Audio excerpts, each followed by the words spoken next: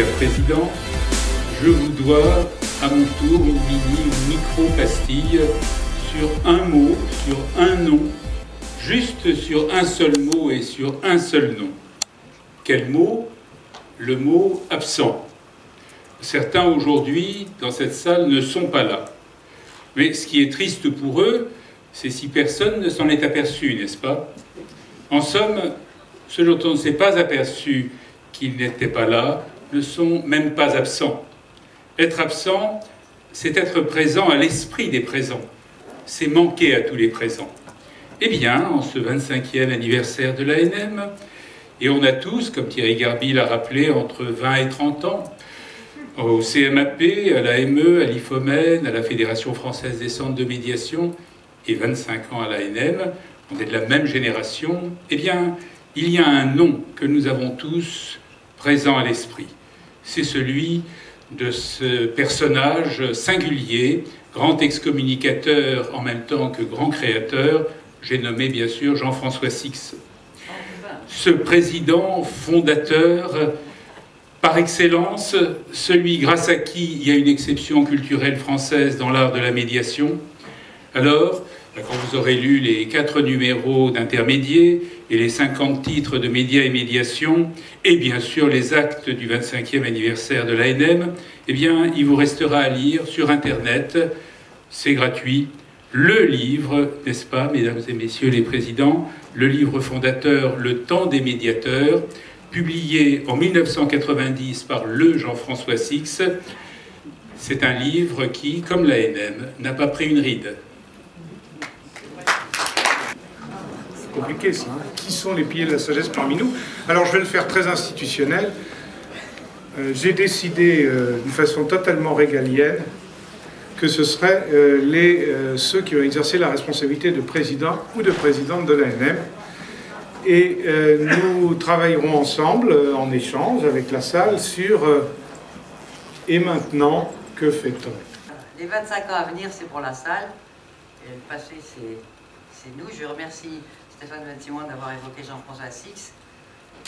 Personnage important s'il en est, et difficile, mais il faut bien dire qu'il est pour beaucoup dans cette magnifique réunion. J'ajouterai aussi que, contrairement aux célébrations du 11 novembre dernier, je suis contente de voir que l'ANM se peuple de plus en plus. Hein, il y a 25 ans, quand elle a commencé, c'est pas moi qui l'ai fondée, c'est un absent que je veux mentionner, c'est Jacques Picard-Bachellery, qui l'a fondée en sortant d'une formation de Jean-François Six, IFM, dont je sors moi aussi. Et nous étions très peu nombreux et nous étions sous la coupe de Monsieur Six, de l'abbé Six, on l'appelle comme on veut. Personnage controversé, mais personnage d'une très grande richesse. Et je discutais à midi avec François Crozier, un grand collègue et très cher, mais qui a dû partir, à quel point ce personnage nous a bousculés et nous a enrichis et nous a appris à, peut-être pas aussi à être médiateur. En fait, Six, c'est un provocateur de conflits. C'est merveilleux pour enseigner la médiation. Donc, nous avons tout appris avec lui. Alors, pour rappeler l'histoire rapidement, un groupe, je crois que Régine Ponroy, si elle est toujours là, c'est la première année. Moi, j'étais la 3e année de l'IFM. Et nous avons rapidement fondé, Jacques Picard-Bachellery a fondé une association destinée à, dans un premier temps, nous retrouver pour prolonger le plaisir que nous avions d'être ensemble, creuser la médiation bien sûr, puisque nous n'avions quand même pas beaucoup d'expérience, c'est moins qu'on puisse dire, et accompagner également la maison de la médiation qui est née à peu près au même moment et qui a duré, qui dure toujours d'ailleurs je crois, qui dure toujours. Voilà. Et Jacques Picard-Bachellery a été président pendant, je dirais, 7-8 ans, je n'ai plus beaucoup les dates en tête, et nous profitions des locaux qui appartenaient à l'IFM, ce qui était extrêmement dangereux. Et finalement, nous sommes petit à petit écartés, avec différentes menaces qui sont allées pour certains jusqu'à des procès entre la maison de la médiation et Jean-François Six. Moi j'ai été menacé de procès mais j'ai échappé. Moi, j'avais pris un avocat tout de suite. Et bon, et l'association a un petit peu erré dans Paris avec un groupe. Quand j'ai pris la présidence, moi, je l'ai prise à la condition d'avoir une équipe. Et j'avais une équipe. Je mentionnerai Alain Turpot, qui n'est pas là, mais qui a été très proche. Pascal, qui m'a succédé. Monique Strauss, qui est dans la salle. Patrick Loué, qui nous a quittés depuis longtemps, mais à qui nous devons quelque chose de formidable. C'est le local dans lequel existe toujours l'ANM. Et c'est lui qui avait trouvé le petit local de la rue Ticton, où je crois nous sommes toujours, n'est-ce pas? Voilà. Et le choix du local, enfin plutôt la décision de louer un local a été là aussi un vrai booster, parce qu'à partir du moment où on paie un loyer, il faut avoir des sous. Et donc on s'est lancé dans la formation. Alors au début c'était sensibilisation à la médiation. L'objectif de l'ANM en fait c'était de faire connaître et de répandre la médiation, de rassembler tous ceux qui étaient médiateurs autour de nous, et nous avons passé beaucoup de temps et mis beaucoup d'énergie à nous rassembler avec le réseau des médiateurs associés. Finalement, ça n'a pas marché, mais on a piqué Gabriel, donc c'était pas plus mal. Et puis, tenir notre indépendance, notre différence et notre diversité. Hein. Nous ne voulons pas être médiateurs dans une catégorie. Nous avons toujours voulu rester indépendants, divers et ouverts à tout le monde. Voilà. Bon, et quand j'ai pris la présidence, je me suis rendu compte qu'on changeait de dimension, il fallait arriver à une parole publique. Donc ça a été un gros travail, mais bon, finalement extrêmement intéressant. Et puis je vois, vu l'assistance qui est là, que ce travail public a été parfaitement bien poursuivi. J'ai sauté Pascal. Voilà, tiens, facile. Non, mais je dirais que ce petit atout correspond exactement à ma position, car je n'ai été qu'un médiateur intérimaire, c'est-à-dire président intérimaire, puisque Madeleine m'avait fait venir pour essayer de régimenter un petit peu le conseil d'administration de l'époque, qui était un peu désordonné dans ses interventions. Et alors, c'était simplement de ce comité, mais j'ai eu une promotion malheureusement très rapide parce que le secrétaire général nous a quittés. C'est pour ça que je me suis trouvé engagé assez rapidement. Et puis, géographiquement aussi, puisque dans les années 2000, il y a eu un grand rassemblement pour la première fois de tous les médiateurs, de toutes les associations qui bredouillaient encore à ce moment-là, il y en avait quelques-unes, aucune du Larzac, à côté de Nicole Bernard, qu'on aurait pu citer tout à l'heure, puisqu'elle a été aussi à l'IFM. Je ne sais pas si elle est toujours dans la salle. C'est une autre promotion, et à qui je dois mes premiers b.a.-ba d'ailleurs dans la médiation, puisque je débarquais à Millau, j'ouvre le journal, et je vois une médiation qui commençait quelques jours après, dans cette ville, loin de Paris, donc ça a été extraordinaire. Alors, on peut dire, à propos, pour compléter ce que tu disais, c'est que nous avons, Madeleine et moi et d'autres, on a ouvert à ce moment-là vers les médiateurs de l'entreprise. Et je dirais, je salue à cet égard Myriam Baquet, que j'aperçois, parce que, étant passé par le CMAP, qui était le centre de médiation de la Chambre de commerce, j'avais dragué un certain nombre de petits camarades qui sont venus renforcer les bancs de l'ANM et lui donner une autre dimension très importante, puisqu'on pouvait désormais avoir des médiateurs qui répondaient aussi aux demandes des entreprises. Voilà. Donc, alors, je disais tout à l'heure que j'étais intérimaire, mais entre deux présidentes de choc. Alors c'est pour ça que, bon, je dirais, mes activités ont été un peu réduites, mais j'étais surtout ravi, bien que je l'avais beaucoup reproché à Gabriel, d'avoir quitté prématurément le RMA, parce que je pensais que pour faciliter notre rapprochement avec cette association, il fallait avoir un requin à l'intérieur. Mais elle était déjà partie, elle était déjà venue. Mais alors, néanmoins, nous n'avons pas abouti juridiquement à nous rapprocher, mais finalement, l'ANM ayant forte personnalité, a dragué naturellement tous les membres de toutes les petites associations qui n'étaient pas pérennes. Parce que vous savez que quand on sort de formation, l'un des premiers réflexes des formés, c'est de se réunir parce qu'ils ont bien le sentiment qu'ils ne sont pas encore tout à fait aptes à conduire. C'est un peu comme le permis de conduire. La formation de médiateur, je dirais, elle permet simplement d'apprendre sur le tas à véritablement se comporter comme tel. Bon, alors, donc moi, personnellement, j'ai récupéré une association qui était extrêmement vivante. J'ai essayé de maintenir toutes les valeurs qui étaient fondamentales à cette association. Et je pense que mon travail a été essentiellement de rassembler.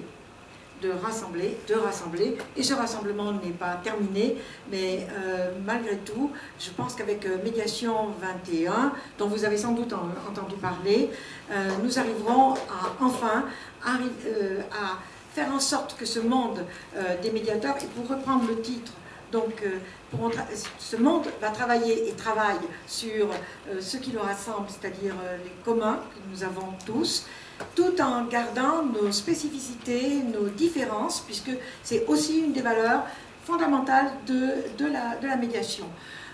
Alors je pense que le groupement de Médiation 21 qui travaille notamment à propos donc, du statut du médiateur, ce groupement va avoir plus. Et on est en...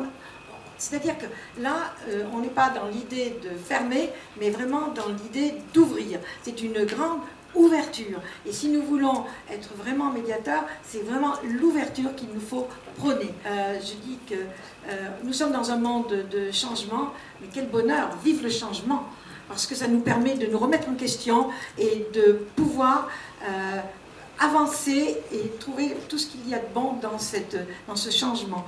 Et aussi nous faire fonctionner un peu les neurones. Je voudrais, pour ceux qui ne le connaissent pas, raconter ma rencontre avec Gabriel.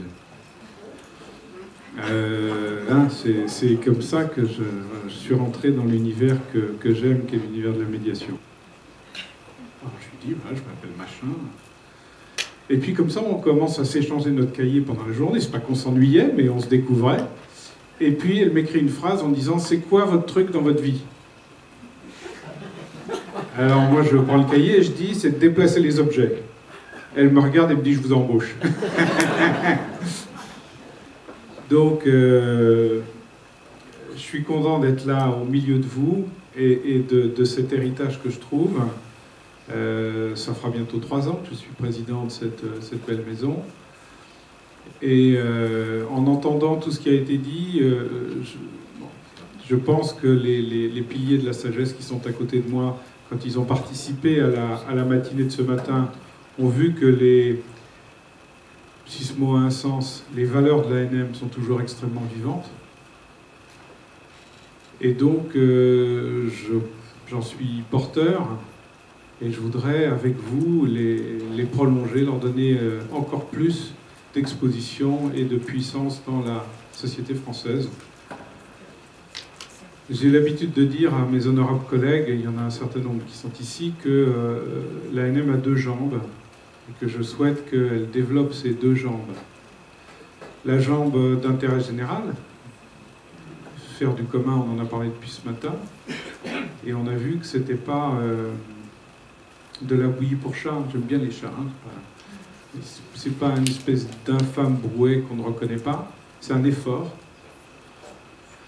C'est un effort constant et vive le changement, comme dit Gabriel, mais c'est un échange constant. Et je crois que cette racine d'intérêt général, nous avons notre place dans la médiation française pour la porter et la défendre. Et de l'autre côté, il y a les impératifs qui sont ceux de notre croissance. Nous sommes aujourd'hui 600 adhérents, peut-être 1000 demain. Nous avons l'obligation de trouver un moteur économique qui soutienne nos actions d'intérêt général. Plus on voudra être présent sur ce champ du vivre en commun, plus on aura besoin de ressources pérennes.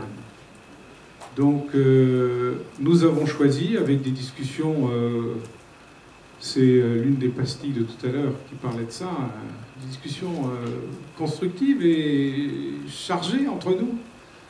Nous avons décidé de nous lancer dans la médiation de la consommation il y a 2 ans. Je ne peux pas parler pour Stéphane, mais Stéphane disait tout à l'heure, ça va, on ne va pas faire des combats d'arrière-garde, c'est pas parce qu'une médiation n'est pas présentielle, c'est pas parce qu'elle se passe à l'écran, c'est pas parce que ceci ou cela, que c'est pas une médiation. Les collègues qui sont ici et qui en font savent que la médiation de consommation, c'est de la médiation. C'est pas ce que je dirais à Bercy dans 2 jours. Évidemment, c'est une occasion inespérée pour nous, on a aujourd'hui 5000 entreprises adhérentes, de rentrer en contact avec les agents économiques. Ça, c'est du politiquement correct. Pas correctement, mais de proposer la médiation à l'intérieur des entreprises comme une arme de libération de la parole et de résolution des conflits. Donc, le projet de mes illustres prédécesseurs, je veux le poursuivre, et le poursuivre dans un monde où il y a de plus en plus besoin de médiation, et donc où, si on veut maintenir notre ADN profond, qui est celui de l'indépendance, je dis que parfois on est indépendant jusqu'à la bêtise, mais on est tellement indépendant qu'on me dit, Didier, le modèle associatif qui vit de subventions et d'emplois aidés, c'est fini. Sauf que c'est pas interdit de demander une subvention de temps en temps quand on est ce qu'on pense une activité d'intérêt général. Donc, si on veut maintenir cette indépendance et se développer, c'est d'entrer dans la vie économique de ce pays et d'y trouver une place. D'y trouver aussi un thème que Gabriel a beaucoup souligné, c'est, tu dis souvent, Gabriel, c'est une voie VOIE et une voie VOIX commune. Je dis souvent en souriant que le village picrocolin de la médiation française est dans l'état de l'unification de la résistance en 1943. Hein. C'est-à-dire que parfois, on ne sait pas qui est l'ennemi. Donc, Médiation 21, tu en as parlé tout à l'heure, je crois que toutes les initiatives, nous les soutiendrons pour fédérer et arriver à une voie commune, quelles que soient nos différences. Puisque, Madeleine l'a dit tout à l'heure, nous avons toujours été extrêmement attentifs à ce que tout le monde trouve sa place chez nous. Je le rappelle, il y a 20% d'avocats sur les 600 adhérents aujourd'hui. Il y a des gens qui viennent du milieu scolaire, il y a des gens qui viennent, qui sont des magistrats honoraires, il y a des gens qui viennent de l'entreprise, et nous tenons profondément à ce qui constitue notre différence généraliste, nationale et indépendante. Je rappelle juste les propos de Didier Morfoise ce matin, penser en termes d'avenir. Donc les valeurs ont été rappelées par les présidents, les valeurs fondatrices et les valeurs pérennes, le besoin d'assurer cette pérennité, de se donner les moyens de son indépendance.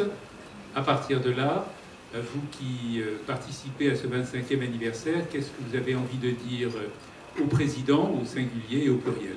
Bonjour, moi je voudrais simplement d'abord remercier Gabriel, mais remercier également Pascal et Madeleine et leur rappeler tout le chemin que nous avons parcouru depuis l'année 2000, où nous nous étions retrouvés dans l'Arzac, et puis aussi à Goult, où nous avons à notre petit niveau, et avec Nicole Bernard et Myriam Baquet, où nous avons commencé à écrire le manifeste de la médiation.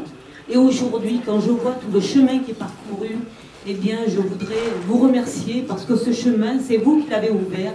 Gabrielle l'a amplement encore plus ouvert que cela parce qu'elle a été toujours pour le rapprochement. Mais vous deux, vous avez été avec nous aussi des artisans très modestes. Mais aujourd'hui, nous avons encore beaucoup de chemin à faire et c'est grâce à vous. Merci. D'un groupe que je formais à la médiation en Guadeloupe, situation extrêmement complexe si l'on peut dire, et je leur donne le manifeste qui faisait une page, et j'explique à combien de temps on avait mis. Ils m'ont dit, comment ça, vous avez mis 2 ans pour faire une page? Mais c'était des médiateurs ensemble, donc c'était très long. Mais c'était un sacré travail. Oui, oui, merci de l'avoir rappelé, Christian. Moi, je voudrais aussi profiter de l'occasion pour vous poser une question, puisqu'on a la chance de vous voir réunis, vous, les médiateurs d'aujourd'hui, vous, les membres actuels de l'ANM. Donc, tout à l'heure, vous avez posé des questions, mais à mon tour, je voudrais que vous répondiez à celle-ci, chacun, et pas tous, mais au moins ceux qui auraient une idée immédiate. La question que je vous pose est la suivante, c'est qu'est-ce qui, selon vous, mériterait d'être initié ou développé au sein de l'ANM qui se projette dans l'avenir? Voilà, vous avez peut-être chacun d'entre vous, puisque vous utilisez les services de la maison, vous participez à des tas de réunions, vous avez certainement, à un moment ou à un autre, ressenti quelque chose. Ce serait très bien qu'aujourd'hui on puisse collecter toutes ces réflexions, parce que ça nous permettra d'en tenir compte. On a la chance de vous avoir, on ne veut pas vous perdre. Juste, en fait, ma question, justement, c'était... C'est une idée, et puis c'est une question à tous, à notre collectif de médiateurs national. C'est une question que je me pose un peu au quotidien dans la délégation régionale à Lyon. C'est comment est-ce que, autour de ces sommes d'intérêt individuels que je ressens au sein de l'ANM, comment on crée un peu plus de cohésion et du coup des vraies démarches engagées, parce que je sens qu'il y a beaucoup d'énergie, beaucoup d'idées, mais quelquefois c'est difficile d'essayer de faire avancer les personnes ensemble. Alors, je sais qu'on a eu des petites réflexions tout au long de la journée là-dessus, en évoquant justement, tout à l'heure on disait comment on pose les choses et puis ensuite on les garde. Donc on y travaille, mais je serais contente aussi d'avoir des idées de vous tous. On a demain la réunion des délégués régionaux, qui sont la plupart encore dans la salle. On attache beaucoup d'importance à la vie avec les régions. Bon, jusqu'ici, le partage de la pauvreté était quelque chose de relativement difficile. Bon. Le fait d'avoir quelques ressources pérennes permet de canaliser et de soutenir des projets régionaux. Donc je fais appel à tous pour qu'on puisse, je le fais en allant en région, pour dire vous avez des projets, présentez-les, nous verrons comment on peut s'y associer. Donc je crois que l'image d'une ANM pariso-parisienne, alors si je regarde la répartition des effectifs, il y a 250 collègues en Ile-de-France sur les 600, mais aujourd'hui la priorité claire, quand tu dis réunir les énergies, c'est travailler de concert avec les régions sur un projet prioritaire par région pour voir comment on peut participer au financement de ces projets prioritaires. Et il y a quelques régions où ça marche très très bien. Et je suis d'accord avec toi que la diversité, la médiation c'est superbe, gérer les médiateurs c'est parfois un peu complexe. Mais bon, je pense que ça fait partie de la nature de la structure associative, fut-elle médiatrice. Pour répondre... La régionalisation est un de ces groupes qui sont maintenant constitués sur 20 ou 22, 17 régions. Tout à l'heure, on a parlé dans la journée de l'intelligence artificielle. Il y a surtout nous avons une mine qui est de l'intelligence collective. Alors vous savez qu'on travaille beaucoup mieux à 7, 8, 10 ou 15 qu'à 600. Donc nous avons cette chance dans les régions de pouvoir vivre d'une manière autonome en termes de créativité. Et ça, il faut l'exploiter à tout prix. Je dirais qu'il ne faut pas attendre d'un organisme national de développer cette énergie. C'est à chaque délégué général, enfin régional, et comme ils le font d'ailleurs pour la plupart, d'imaginer des solutions locales. Et alors, par contre, au niveau national, je ferai une seule suggestion peut-être pour l'avenir, c'est d'aider tous les médiateurs que nous sommes au sein d'associations comme les nôtres, qui sommes tous en concurrence. Mais on pourrait au moins vous aider à développer vos propres missions, votre propre cheptel de missions futures. Donc peut-être il y a une cellule à créer au niveau national, parce que, je dirais, pour l'avoir fait depuis 20 ans, vous disposez sans le savoir d'une ressource qui est celui de votre réseau, ou des réseaux qui vous entourent.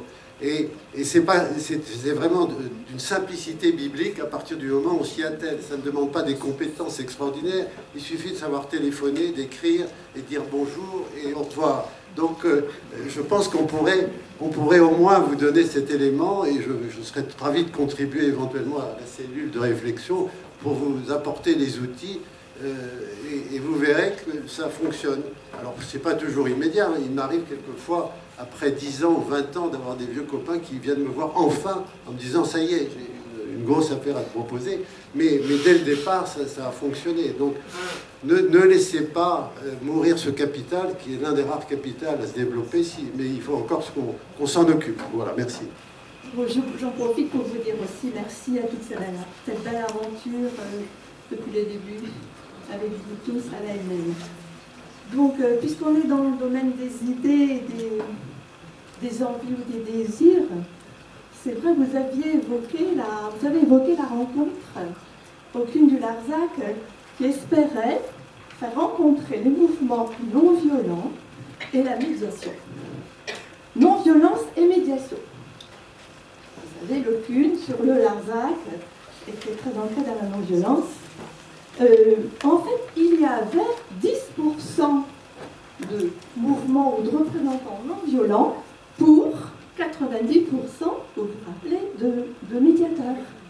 Donc, j'avais été particulièrement déçue, et figurez-vous, 20 ans après, j'ai le sentiment que les mouvements non-violents, les rapports de force développés dans la société en termes de manifestations variées, ne rencontrent que peu la médiation. Et j'ai toujours cette interrogation, et j'aimerais bien à nouveau remettre sur le tapis cette rencontre de la non-violence qui est très peu évoquée quand on parle de médiation. J'ai entendu Stéphane l'évoquer tout à l'heure, le mot non-violent, non-violence, mais il est très peu utilisé dans notre public, comme s'il y avait une fracture. La non-violence étant le domaine des rapports de force. C'est d'ailleurs à partir de cela que je me suis intéressée à la médiation par Jean-François Six, parce que sur le Larzac, grand mouvement non-violent contre l'extension du camp militaire à l'époque, et j'habitais sur le Larzac, bien militante, communautaire et autres, les non-violents pouvaient dire « on a gagné ». Mais la rencontre entre ceux qui avaient gagné, certes par des moyens non violents, respectueux, mais la rencontre du dialogue ne s'est pas vraiment faite. Avec des ruptures de communautés sur ce territoire de Millau, entre les commerçants de la cavalerie, voilà. Il n'y a pas eu de médiation, de rencontre après l'installation du rapport de force. Donc voilà, une idée, un projet, peut-être, à réfléchir. Merci. Je ne sais pas si les autres présidents et présidentes veulent en parler. Bon, on n'est pas présent sur ce champ-là, mais je tenais à souligner qu'on est très présent. Et aujourd'hui, il y a une collègue à l'intérieur du conseil d'administration qui en est en charge, des partenariats sur des secteurs de la société qui s'occupent des déshérités. Ça n'a pas grand-chose à voir avec la non-violence, mais c'est ce que je rapproche le plus. Aujourd'hui, on a des partenariats qu'on cherche à faire vivre mieux avec Emmaüs, avec la Fondation Raoul Follereau, avec Singa sur l'accueil des migrants. Donc, le domaine de la non-violence, il est sans doute dans le monde dans lequel on vit aujourd'hui, qui est un monde de violence absolue, indispensable. Je peux le soumettre à la réflexion. Je ne sais pas comment on pourrait avancer dans ce domaine-là aujourd'hui, tellement la violence est la dénomination générale de la vie en société, quoi. Donc, je ne sais pas ce qu'en pensent mes collègues. Je signale quand même qu'il existe un organisme de formation de médiateurs qui est exclusivement basé sur la CNV. Déjà, j'avais invité d'ailleurs Nathalie Simonet, qui est la grande prêtresse maintenant de ce mouvement à venir. Malheureusement, je ne l'ai pas vue aujourd'hui. Mais voilà une personne avec qui on peut déjà prendre contact si jamais on veut tisser d'autres liens sur ce sujet.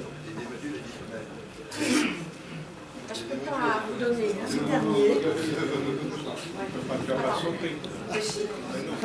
Allô, allô? Je peux y aller? 1, 2, 3.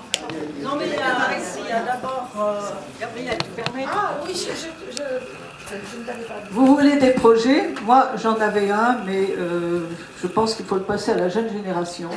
C'est prendre contact avec l'Association des maires de France et pouvoir travailler avec l'Association des maires de France et pouvoir toujours aller dans une mairie pour faire une médiation. On avait bien travaillé à un moment avec mon mari, mais mon mari est décédé il y a 1 an et je n'ai pas le courage de continuer toute seule. Eh bien, écoutez, donc, je vous remercie parce que c'est une initiative qu'on a lancée localement pour l'instant avec l'association des maires du département du Rhône, où on réexpérimente l'approche. Et je pense effectivement que avec l'association des maires de France à plus grande échelle, il faut faire quelque chose. Très honnêtement, le point qu'il faudra qu'on travaille avec eux, c'est la question financière. Bon, donc, parce que pour travailler avec eux, il faut être présent dans leurs congrès, dans leurs événements. Mais oui, vous avez tout à fait raison, c'est un acte très très important. On avait contacté à ce sujet MAM et Bocquet, qui étaient d'accord et qui disaient oui, il faut qu'on travaille là-dessus, c'est une bonne idée, donc à continuer. Mais nous n'avons pas mis de problème financier parce que nous voulons simplement avoir une salle dans toutes les mairies. Bonjour, je suis un nouvel adhérent puisque j'ai adhéré il y a 15 jours à l'association. Excusez-moi, je ne peux pas me lever parce que l'ancien chasseur alpin que je suis s'est retrouvé cloué, paralysé par un AVC il y a 2 ans.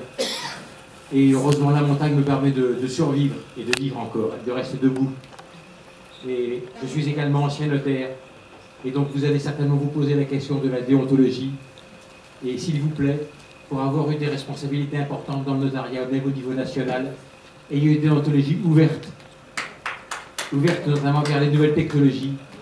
Ne soyez pas sclérosés, n'ayez pas peur de la déontologie, c'est un pilier important, mais essayez la plus ouverte possible. Il n'y a pas que des malfrats dans nos professions.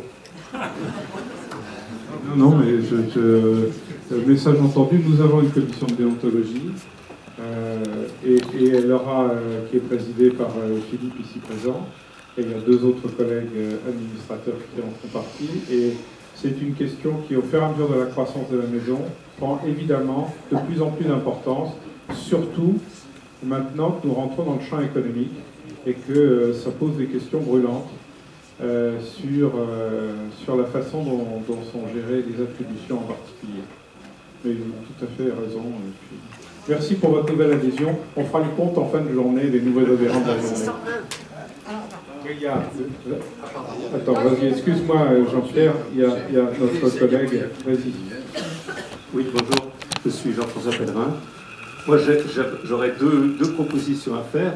La première, un petit peu dans le droit fil de ce qui vient d'être dit.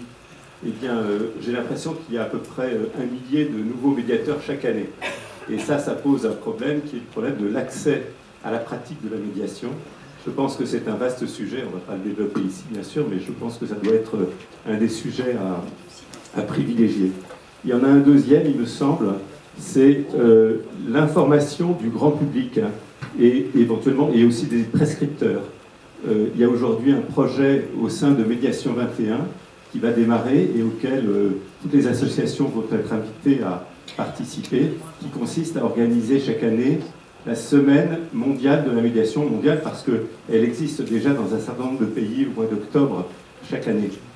Donc à partir de 2019, il y aura ce projet qui a pour objet d'informer le grand public, parce que nous aimons, nous médiateurs, nous réunir entre nous, parler de nos problématiques, mais les occasions de parler au grand public et de le faire de façon coordonnée en utilisant le pouvoir des médias, aujourd'hui, on ne s'en est pas saisi en France. Et je pense que c'est quelque chose qu'il faut qu'on travaille. Voilà. 2 suggestions. C'est tout à fait juste. Aujourd'hui, il n'y a pas de représentant des médias dans la salle. Et vous pourriez me dire, mais alors, as-tu fait ton travail s'il n'y a pas de représentants des médias qui vont... Hein, as-tu fait ton travail j'ai essayé. C'est vrai qu'aujourd'hui, on a essayé, dans cette journée, d'ouvrir les perspectives et ne pas parler que de la médiation et des questions qui se posent entre médiateurs parlant de la médiation. On a essayé d'ouvrir, mais c'est vrai que la grande question aujourd'hui, c'est la communication de la médiation. Tu disais, la médiation forme 1000 médiateurs par an. Je pense qu'il y a du travail pour tous, même si tout le monde n'acceptera pas forcément ce que je viens de dire. À titre d'exemple, le barreau de Paris, Thierry, tu me diras si je me trompe, mais le barreau de Paris, qui représente la moitié des avocats français, fait sortir, entre guillemets, 1000 nouveaux avocats par an. Hein. Donc, il y a Oui, oui, il y a en ce moment, je le vois, je pense qu'on le voit tous sur notre présence médiatique et notre présence vis-à-vis des pouvoirs publics, il y a du travail à faire. Cela dit, l'ANM est toujours consultée quand il s'agit de réforme de la justice. L'ANM commence à être consultée sur les questions sociétales. L'ANM est présente cette semaine à Matignon et à Bercy, pas pour des conférences, mais c'est nous qui donnons la conférence avec le ministre à Bercy. Donc je veux dire, je pense qu'on a franchi un pas, que ce soit Médiation 21 ou l'ensemble des organisations de médiation en France, pour parler à la puissance publique et être crédible. Mais il y a encore, je le reconnais très humblement, un vrai déficit de communication vis-à-vis des justiciables, des Français, c'est vrai. Oui, c'est un appel personnel, Jean-Pierre Klein, c'est un appel personnel à médiateur. Je découvre immédiatement que l'origine est au Larzac et à la lutte contre l'extension du camp militaire. Je redoute ce que tu vas demander. Il se trouve que j'ai été, comme beaucoup d'autres, j'ai donné de l'argent pour être propriétaire d'un mètre carré, rappelez-vous à l'époque, et j'aimerais avoir un médiateur pour savoir ce qui est devenu ma propriété. Un mètre carré au Larzac. Merci. Écoute, je pense qu'il y a une collègue dans la salle qui a la réponse. Tu peux la donner sur le mètre carré symbolique? Ouais. Et tu peux donner la réponse. C'est elle qui a ton mètre carré, Jean-Pierre. Ces mètres carrés, ce sont des parts de GFA, groupement foncier agricole, donc ils ne sont pas identifiables en termes de 1 mètre sur 1 mètre avec un arbre dessus. Mais il y a sûrement une brebis qui broute votre mètre carré. Mes chers collègues, on va prendre si vous le voulez. Merci beaucoup. Donc, rendez-vous pour le déjeuner dans l'espace d'accueil. On reprend à 2h.